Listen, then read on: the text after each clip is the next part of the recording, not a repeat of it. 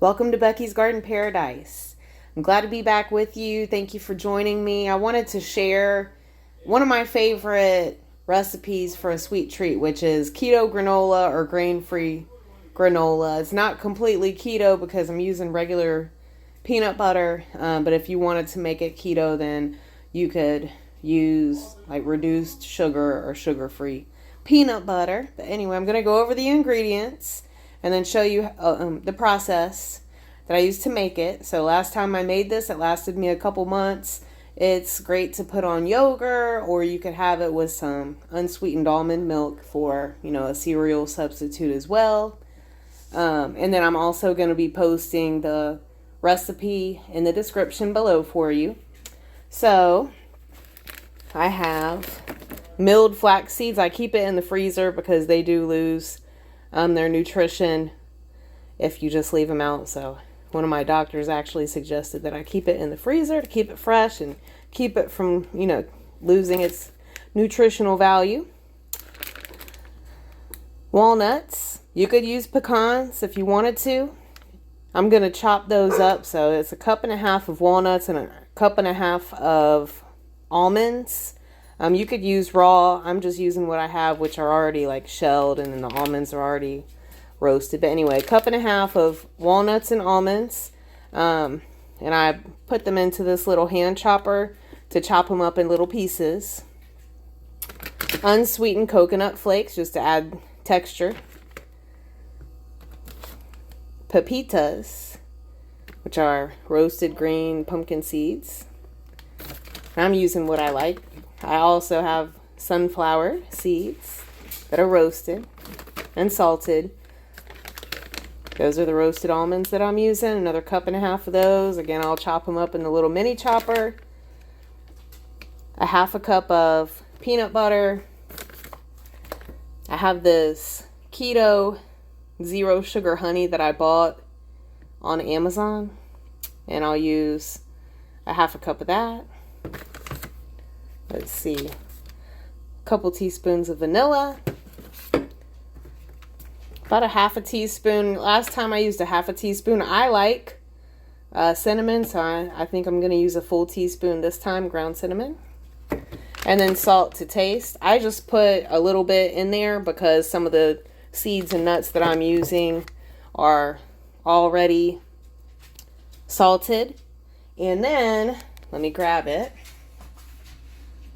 I have 2 egg whites that once I get everything mixed in the big mixing bowl, I'll add these 2 egg whites, and that's what helps like bind the ingredients to create little granola clusters for you.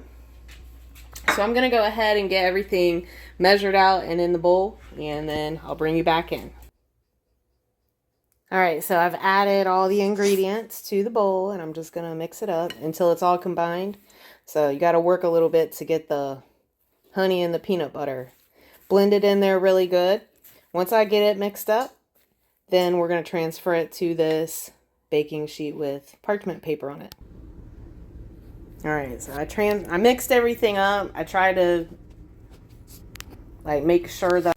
All right, so halfway through the baking process, you need to bake them for the granola for about 25 minutes at 350, but halfway through you do need to go through and turn it. So it's already looking good and smelling good. It smells like cinnamon. So I'm just going to break it up a little bit and then flip it. And this is much better than the keto granola that you find in the store. One is much cheaper because you get a little bitty bag for between $6 and $8.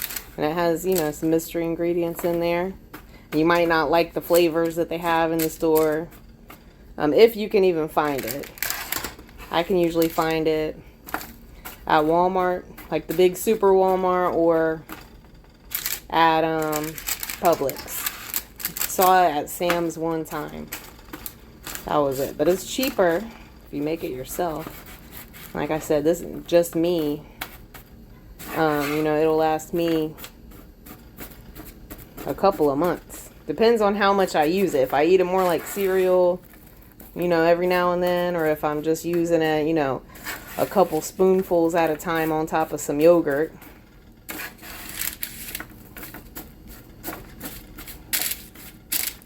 You break it up a little bit. And flip it over so that the other side can toast. Last time I chopped the pepitas up just a little bit. This time I left them whole. You know, whatever floats your boat. Alright. This is good, like I said, if you're trying to do low carb or keto. Nuts are real good for you. I think this is as good. And I'm going to put it back in for about 12 more minutes. Alright, so this is what it looks like when it comes out of the oven after you've toasted it at 350 for 25 minutes. Now the next step is to let it cool completely and then transfer it to an airtight container. So I have this container here, airtight, and I have it labeled with my keto granola label on it.